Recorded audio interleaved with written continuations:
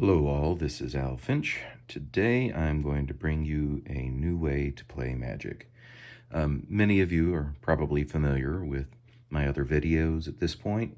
My regular viewers probably noticed that I like looking at old issues of Inquest and Duelist for interesting things like puzzles, maybe callbacks to old cards, things like that. Today, what I'd like to do is show off a variant of Magic that was originally published in Inquest Magazine number 8.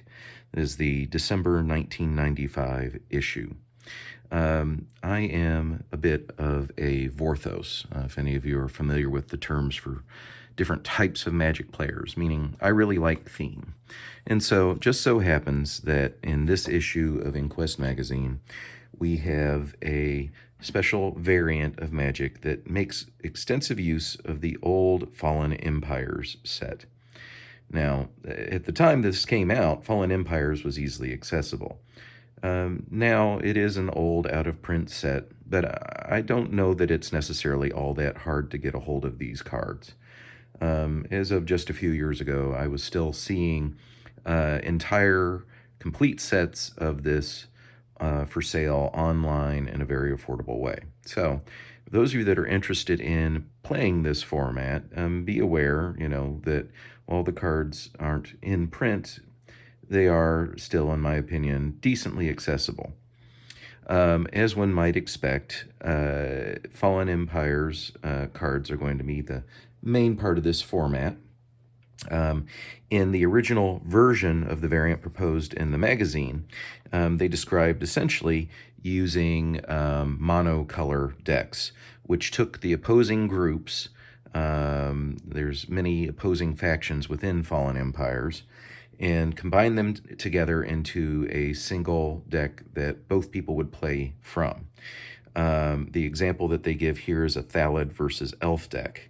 In Fallen Empires, the old story theme was about these civilizations that were slowly being destroyed either by internal forces or outside groups, like kind of like barbarians attacking Rome. In this case, the elves were a kind of reclusive civilization that had started to breed sentient fungus, that they could use as a food source. And because the fungus could think, they ended up ultimately rising up against the elves and wiping them out. There's basically stories like that for each of the colors. So anyway, the original version of this, like I said, uses monocolor decks where you combine a certain number of each type of faction cards, elf cards, Thalid cards, and then what they call general cards. You would play a two-player game typically, with one person playing elves, the other playing Thalids, and then the general cards would be accessible to everyone playing the game. The way that this would be set up is you would have a communal hand, which would be drawn from the communal deck, and then you would have communal land that would enable people to make early plays. The diagram here seems wrong. They indicate that player 1 and player 2 have a hand, but my understanding based on reading this is that only the communal hand, which both players can see and have full access to, will be in play here. Player 2 and player 1's hands here on the diagram should be ignored. You can play your own land, but the idea is that you could put lands that you draw into the communal land pile to further your game. Say if you have a partner, you could play 2-on-2, for instance. The communal land always untaps every turn. The lands cannot be messed with, basically enchanted, destroyed, or sacrificed. And they can only be used by the player whose current turn it is. In the original variant, they just have 2 lands of the particular type. So in the Thalid versus Elf deck, they would have 2 forests. I have changed the rules. Enough with the overview here of the format that was originally published. I want to talk about my variation on this that I've developed and played with. You may have noticed here all of these different piles. What I have here in these piles are all of the cards that go in the communal deck, with the exception of the communal lands. I have put these in a different set of sleeves. Essentially, what I've done is I've made the communal lands one of each basic land type. When you start the game, each player will have access to these 5 lands, and that will allow them to cast cards basically of any color unless they have a double pip. What happens is, because you have access to all the 5 colors, I now have the ability to create basically subdecks of each of the colors. Some of the decks are made up of faction-based elements, while some of the decks are mainly general, and it all kind of comes down to the balance in the set. Fallen Empires was not a set that was well balanced and intended for any type of limited play. So what I've had to do is, with each of the colors, add in general cards that I think address the weaknesses of the Fallen Empire set. Additional things I guess I should point out before we start talking about the Fallen Empire's cards and the shared deck. The shared deck has 7 of each type of basic land in it. I did throw in an exception for flavor reasons. I did put in a couple of copies of snow-covered swamps in place of regular swamps. There is a single card that makes use of snow-covered swamps, so I wanted that in there, just so that card would not be rendered partially ineffective. So we've got 7 of each kind of land in the communal deck. And then the communal deck also includes the special lands from Fallen Empires. I know these might be difficult to see. Let's see if I can get us to focus in here. There we go. Here is our Rainbow Veil. We only have single copies of these cards. The set or cycle of various ruins, which all have the ability to come into play tapped. Tap to add 1 a particular color of your mana pool, or tap and sacrifice it to add 2 of a particular color. For some reason, I have a gap in my collection, so I've got a placeholder in here for green. I put in a Tinder Farm, which comes into play tapped, gives you green, but instead, when you sacrifice it for 2 mana, it gives you a red and a white. It's a placeholder for when I get the green version of the ruins. Then the Silos lands, these come into play tapped, and you can choose not to untap them. These allow you to build up counters and then tap to remove any number of storage counters to add a particular mana of a certain color to your mana pool. I put in a placeholder also for green. I don't know why my green lands are missing. This one's the Fungal Reaches. It is slightly better than the other lands, but it does serve a similar purpose, where you can put storage counters on it and then remove it to get either red or green. All right, so those are the lands that are in the communal deck. The cards that I chose to put in for the specific colors are pretty straightforward. I took 1 of each card from Fallen Empires and then assigned them a faction. In black, we have the Thralls, essentially, going against the Order of the Ebon Hand. I have marked any kind of barbaric faction, or what I think they call them in the Inquest, the feral factions, with a little sticker.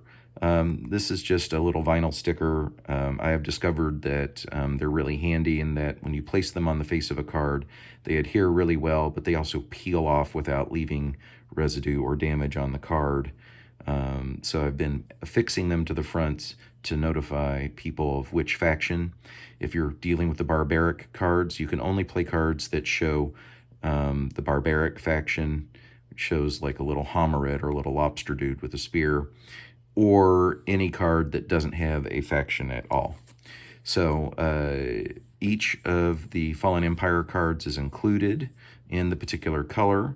The civilized faction, I put on a sticker of a castle to show the civilized ones. Here, I think we should spend a little more time discussing my choices, though. These are only a single copy of each of the Fallen Empire cards that occur in that color. There are some exceptions, but we'll get into that. The Dread Charge, this is a card that I put in, and you'll see examples of this, that can be generally used, and it's basically meant to give creatures a way to punch through. Fallen Empires, because of its nature, does not have too many cards that have evasion or things like trample or other abilities that let you just get through. So I've added cards to help do that. So you may have noticed I'm trying to stick to kind of old school cards. So I've been including mostly things from Portal in the editions. That keeps the power level of these kind of extra cards on par with Fallen Empires. Many of you that have played with Fallen Empires know that the set was relatively weak, especially compared to modern releases. Conspiracy is one that I chose to include because there are critter factions, hominids, elves, thalids, goblins, dwarves. They're just not well supported within Fallen Empires. So I wanted to add some support where you can give yourself more of a particular creature. It makes it kind of interesting and kind of buffs aside when you've got that. Here's more thematic creature support. I've decided to put in the Cycle of Crowns from, I believe, the Onslaught block.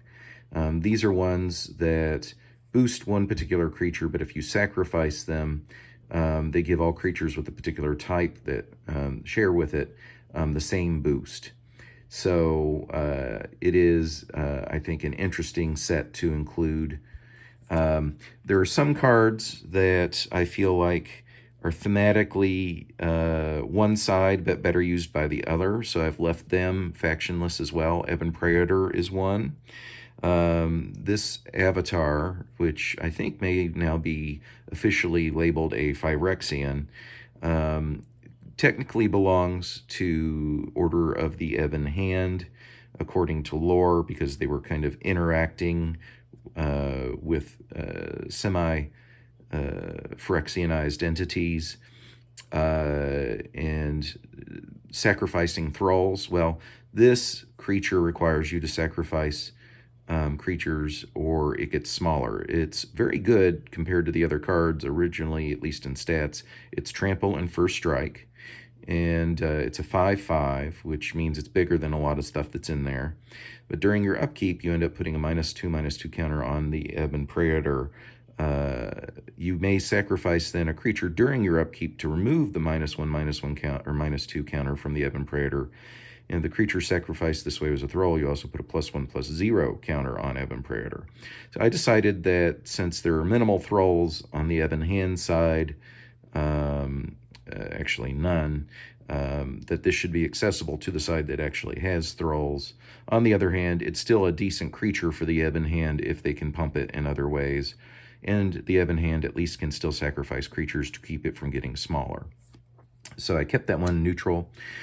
Turok's Gate is also neutral, as is Soul Exchange. They both, again, require sacrificing thralls, but they, again, feel more like, narrative-wise, they belong with the civilized side.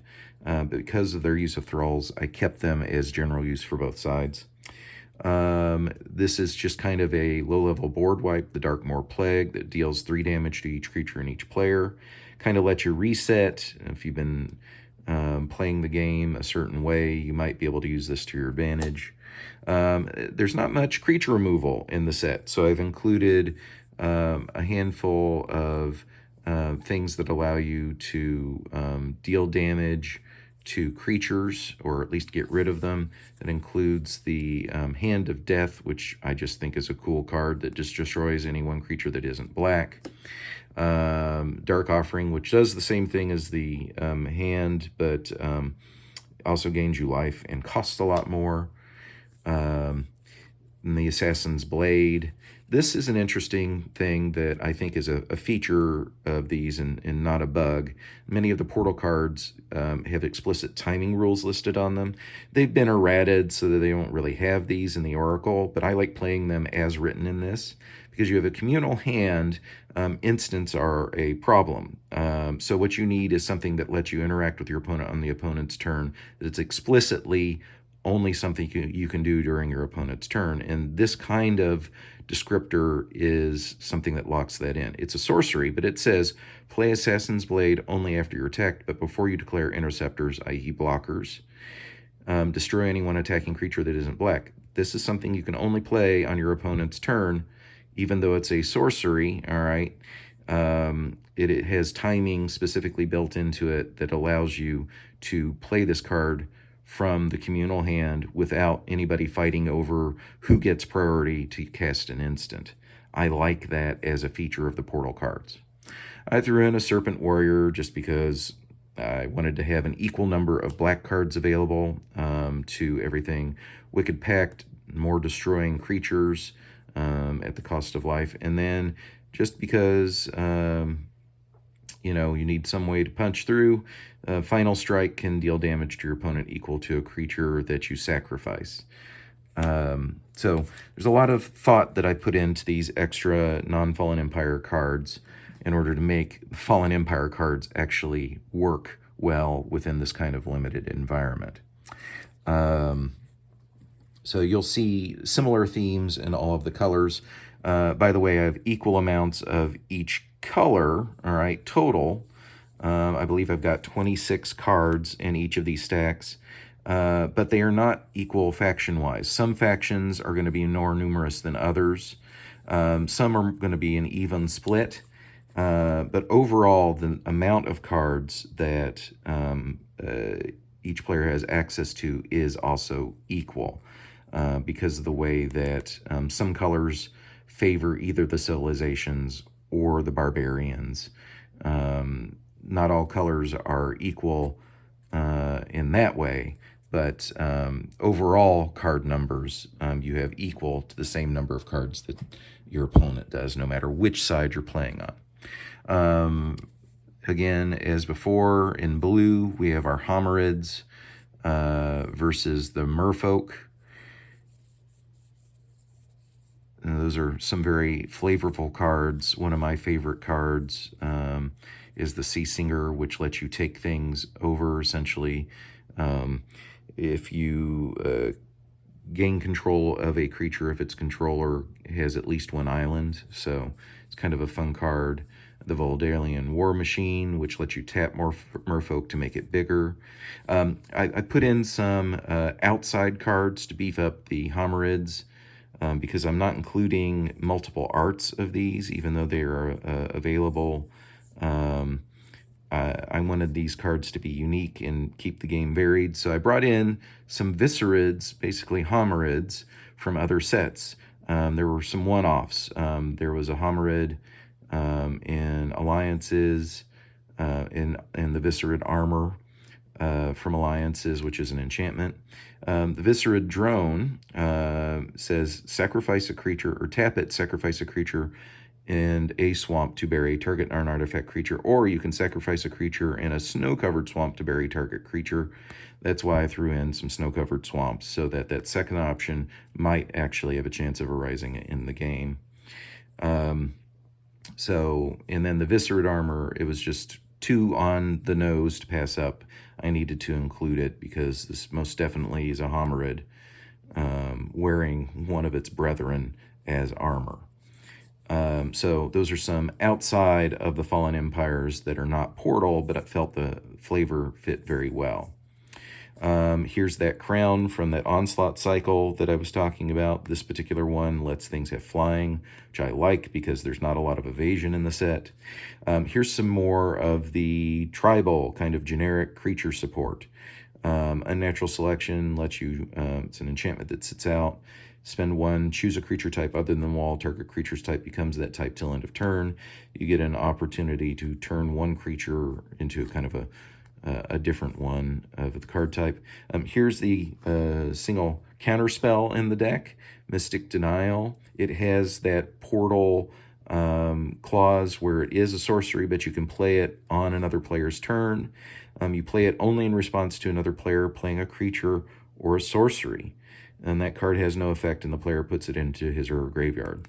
So you have to kind of play around this card. If your opponent has access to it, you have to think about what you're going to be casting out of that communal hand. Both people will know that they have that counterspell sitting in the hand. Another portal card that uses the wonky interaction rules of being a sorcery but playing on your opponent. This is basically an unsummon. It sends a creature card back to the hand, or actually one or two attacking creatures back to the hand. We have the taunt that makes a person's creatures attack you. So kind of like a goad that might leave them vulnerable or make them make bad attacks. Tidal flats, which can be used to give your creatures first strike under certain conditions, helps you break through tidal influence, which can buff and debuff your creatures. Not a great enchantment, but it's part of the Fallen Empire set, so I included it. This one can be used to force an opponent to skip untapping their creatures and lands. I would rule that this does not affect the communal lands, but it can slow people down. Of course, a little bit of card draw. Denizen of the Deep, I just thought it was fun to include this thing because it returns all other creatures that you control to the hand, and it's just a massive creature with no evasion. You can probably chump block it for days, but if you can give it evasion, you can end the game pretty quick. So there you go. There are the blue cards that I've chosen to include. Terms of white, we had the kind of Order of Leetber and Feral cards versus the City-State of Acacia. So we have kind of this fanatical religious group that is attacking the human city from within. There are a lot more of the humans that are aligned with the city in this particular batch, but that's okay because you're going to see kind of disparity in the color red that swings the opposite direction with the barbarians being favored. Heroism, in order to keep cards accessible, I decided not to make a Acacian card, even though it clearly looks like it's just a human defending a bunch of random creatures. I wanted to keep that accessible to both sides. There's the other crown. This one gives creatures protection from black and red, so it can serve as at least partial evasion. This is a rare card that has timing restrictions. It is actually an instant, but it can only be used in a turn where a target player has declared an attack. So again, it can only be used during your opponent's turn. Or you can use it to deal 8 damage to yourself. It says Fire and Brimstone does 4 damage to target player and 4 damage to you. It can only be used during a turn in which target player has declared an attack. You could use it to really hurt yourself, but I don't know why you would do that. It would be kind of a fun card, though, I think, to play around. This one is some more of White's Portal cards that interact only on the opponent's turn, where you're blocking in it, or before you declare blockers, and it lets you destroy an attacking creature. This one lets you untap and buff a blocker. This one gives all of your blockers +2/+2. So gives you a way to kind of wipe out the opposing team by, well, not surprise, but it might let you play some interesting politics. Both sides can play it. Your opponent draws a card, and you gain 7 life off of Bargain. Not a great card, but I do love the picture. We've got False Peace, that prevents a player from attacking on their next turn. This one is just a traditional buff that lets you attack into your opponent with bigger creatures, +2/+2 till end of turn. Another creature removal, this time in white, destroy any one creature. The creature owner gains 4 life. And then another weirdo one-off from the Mirage set, Null Chamber. It's an enchant world that says you and target opponent each name any card except a basic land. Those cards can't be played. Since you're playing with a mutual hand, you know exactly what cards are in the hand, and if you want to play it, you can, and your opponent can strategize against each other. You each get to pick the best card that happens to be in the visible hand. I think it makes for some interesting strategy. All right, here we have green. This is going to be the Thalids versus Elves, which I discussed earlier. So we have a fair number of fungus cards, and then we have the occasional Druid and Elf card in the factions. In terms of outside cards from not Fallen Empires, I have again the Crown. This one gives enchanted creature +1/+1, or you can sack the Crown and give all the other creatures with the same type +1/+1 till end of turn. So kind of a tribal buff or typal buff. This one is essentially a fog that can be cast on your opponent's turn. Just a creature buff, the classic monstrous growth. I included it because I love that kitty. A Bee Sting with some low-level creature removal. Seeds of Innocence. This is in here in order to get rid of artifacts. There's hardly any artifact removal. Not that the artifacts are super powerful, but I did want at least one of these to be in the deck and available. The same goes for enchantments. We have Essence Filter, which destroys all enchantments or non-white enchantments. This one is one of those punch-through cards, the Alluring Scent, that choose any one creature, then all creatures able to block it do so. Put it on your weakest thing and then swing in with all of your creatures. The weakest thing dies, and then your big stuff gets through. Threw in a nice big fatty because I like the picture, nice Rebecca Gay art, and I needed to round out my green cards. The old classic Wonderlust. If you can't attack them to death, at least you can bleed them to death with this old enchantment. And then Salvage. You end up basically having a shared graveyard in this game, so you can pick any number of cards from the shared graveyard, take one of them and put it on top of the library, so it will end up being drawn. All right, finally we'll get down to red. Okay, so we have goblins versus dwarves. The goblins far, far outpace the dwarves, but there weren't many goblins in the actual set, so I had to supplement it by throwing in a couple of weirdos and goblin-themed cards. Goblin Warcry from Portal. Your opponent chooses one of his or her creatures, and only that creature can block this turn.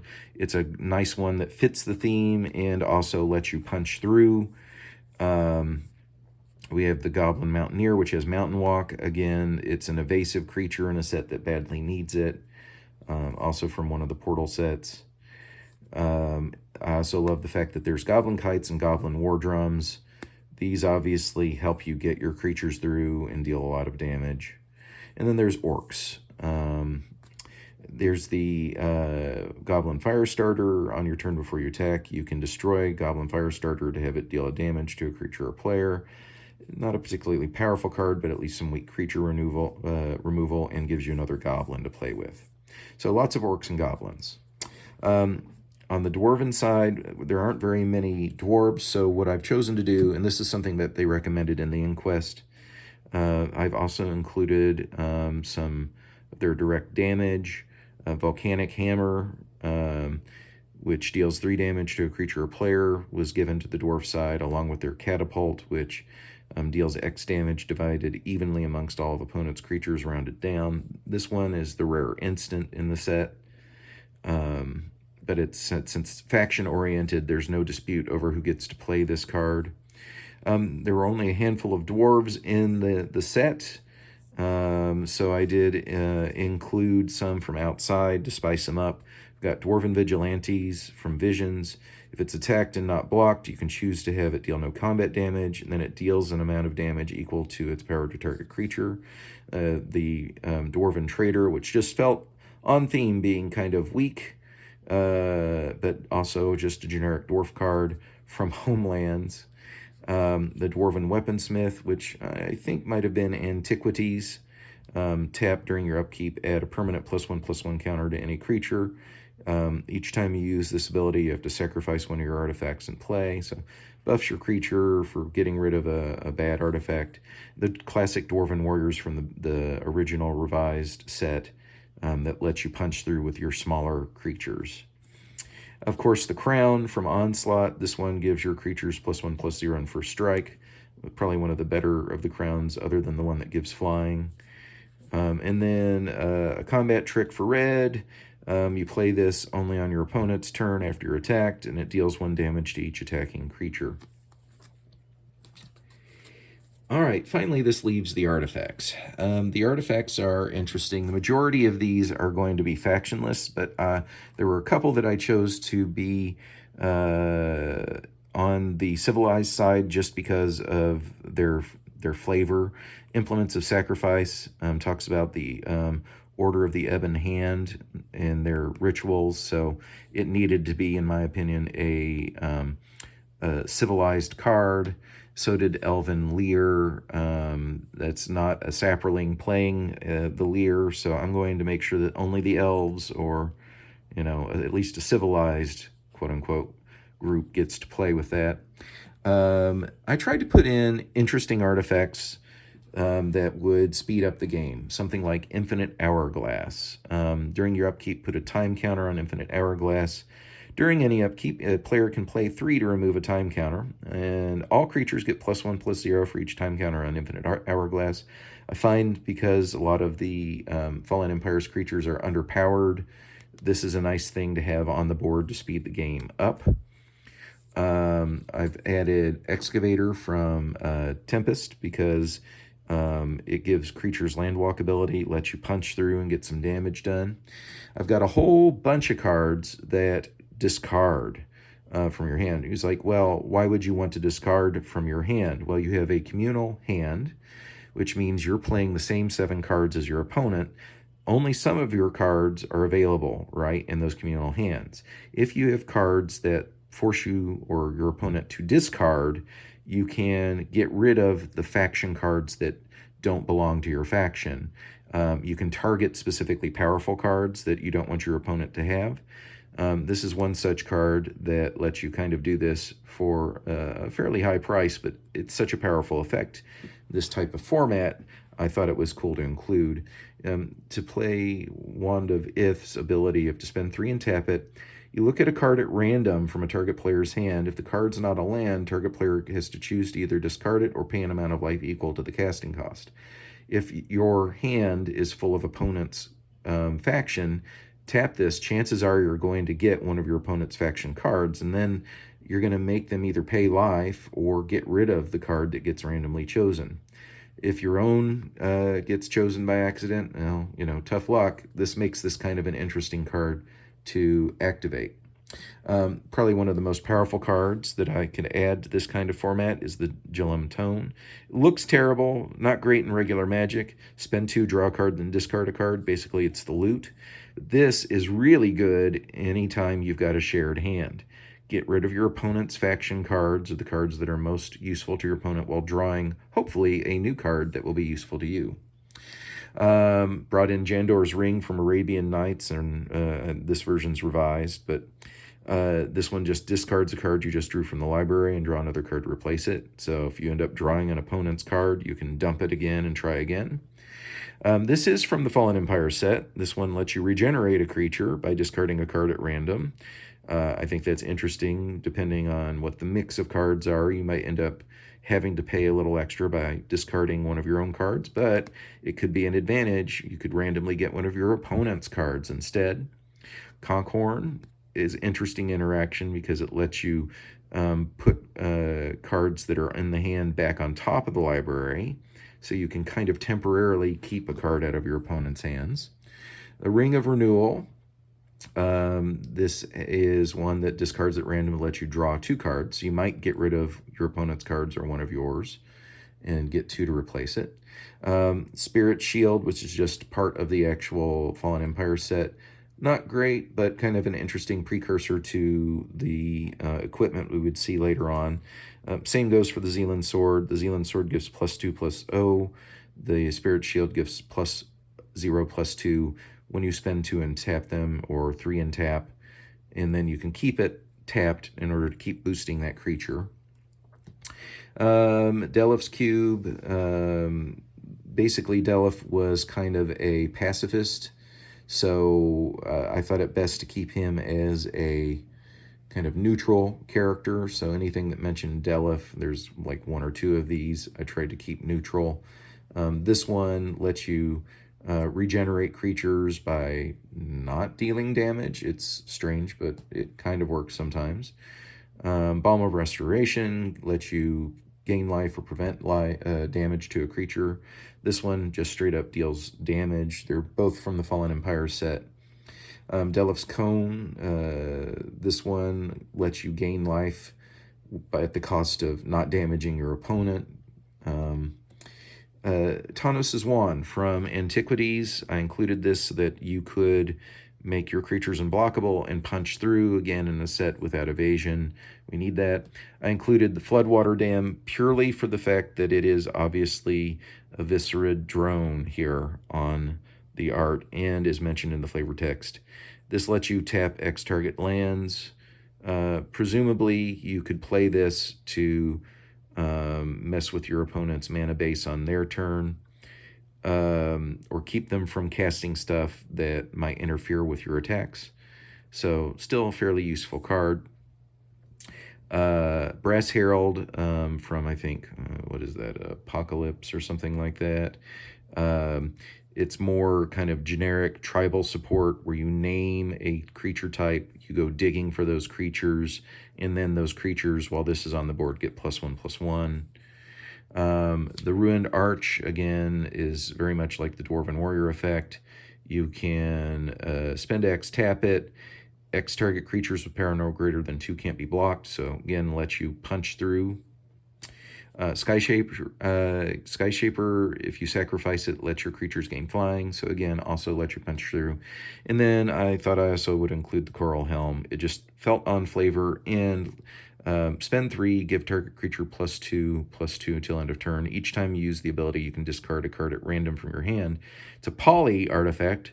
That means you can use it more than once in your turn. You could use this to get rid of a bunch of cards from the communal hand if you've got a lot of mana. So I thought it was a really fun inclusion. All right, so that is a review of every card that's in here. Now I want to just kind of show you a little bit about what the setup might look like and what like kind of a hand might entail. I'm going to pause and then get the table set up so you can see what this might look like when I return. And we're back. So here we have initial setup for this version of the game. I have all of the communal lands here off to the side. I have the communal hand here. And then what I've done is I've taken this rather large communal deck. I've placed it in one of the short deck boxes, like the ones that you would get with the old fat packs or whatever they call them these days. It serves pretty well to store this whole thing. And what we've got here is going to be just me playing through a couple rounds against a goldfish opponent. I'm going to represent the civilized side, and my opponent will be the barbarian. I'll go first because I am privileged like that. And so here's what we've got. Okay, we have in our opening hand of 7 cards. Two that belong to the barbaric faction, two that belong to the civilization faction, and one that can be played by either side. A lot of things that you'll want to prioritize are just getting creatures on the board and getting lands so that you can play out the creatures that are most available to you. In this particular case, you may notice we've got a plains here and a forest. Given the fact that I have a double pip Acacian lieutenant here, I'm going to want to take this plains. Oh, and everyone does get to draw as normal. Since I'm going first, I'm skipping my draw, but my opponent will get to draw and add one. And also, this hand is kept full. So at the end of my turn, I end up replenishing anything that might be missing. So if I play 2 cards this turn, we're going to add 2 cards back to this communal hand, and then my opponent will draw their 8th when they start their turn. So behooves me to play the plains on my first turn, and because I have a communal plains that I can access, all right, along with this, I can play out that Acacian lieutenant that I really like here. This is a 2/2, or rather a 1/2. They're not as powerful as one might expect. See if I can focus in. Target soldier gets +1/+0 till end of turn for every 1 white and 1 generic mana that you spend. So he's a good booster if I can get more soldiers on the board. Hopefully I'll be able to find them. So play him out. And then that would be my first turn. Okay, so end of turn, I end up refilling any of the spots that were missing, and then untapping the communal land here for my opponent. And my opponent, all right, also draws that 8th card. And there's a Dwarven hold there. Okay, so for my opponent, it would probably work really well for them to get a forest into play because we've got a double green pip here. They can't play the Feralite Priest, so might as well get that Spore Flower out. So they'll get their forest into play and then tap that and the communal forest to get out that Spore Flower. So we have kind of parity, right? We've got our 2 drops coming out. We each got a land drop. The games tend to take a little extra because the cards aren't powerful. But if you enjoy the flavor of classic cards and the slower paced games that used to be the case for more limited environments in Magic back in the day, this, I think, would be highly favorable for you. All right, so now we get back to my turn, okay? We'll replace the missing card. We have the Acacian Skirmisher, which happens to be a soldier. I kind of like that, so I am going to be probably casting that on my turn. I still like the idea, too, of getting a hold of these implements, which will let me help fix my mana later. So what I'm going to do is we'll take this forest, then use my mana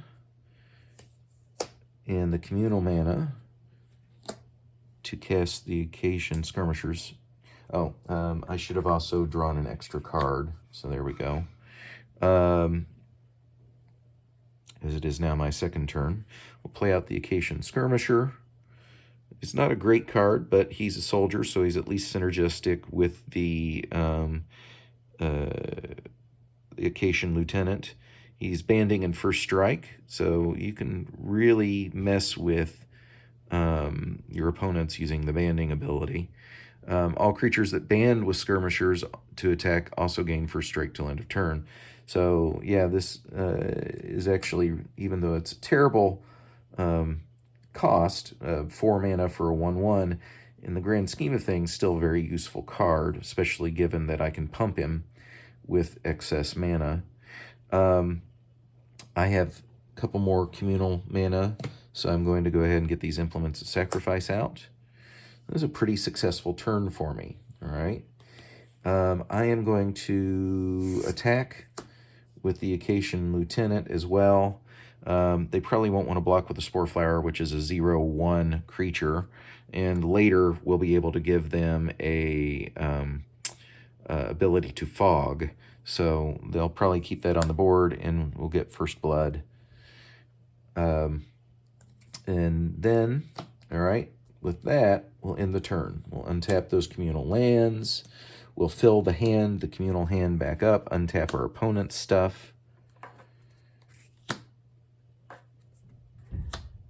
All right, and of course our opponent will also draw an extra card.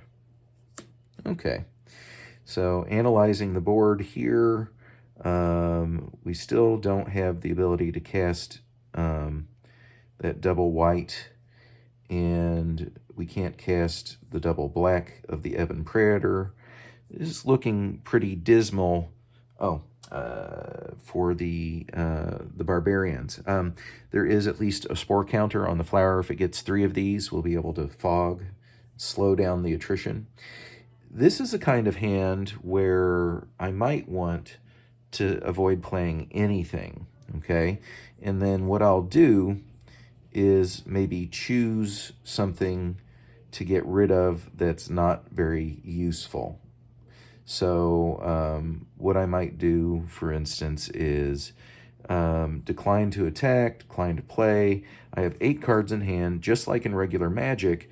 The 8th card needs to be discarded. You have 7 total that can be in that at the end of turn. So I can choose any card from this display and get rid of it. If there were more cards that my opponent could use, I would want to get rid of one of those. This is a card that I think might not be great because my opponent is going to have a lead on life and has a lead on creatures and has double pips and white. So I'm going to choose to just end the turn without doing anything and discarding that. I like playing with a mutual discard pile. That way people have more access to cards. If there ends up being a regrowth effect, it makes the game, in my opinion, a little more interesting.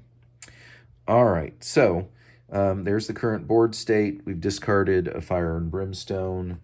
I will untap. I now have some viable creatures to attack with and a fair amount of mana that I can pump them with. So this should be a pretty good turn. We'll draw the extra card. Sylvanite Priest. That is one that I could potentially use, but I think I want to inflict more damage if possible. Or, ooh, I know what. It might be worthwhile to get the Ebon Predator. Ooh, it's tough. I'll leave that be for now because I think that's more of a late game play. All right, I'm going to grab an island and play the Sylvanite Priest.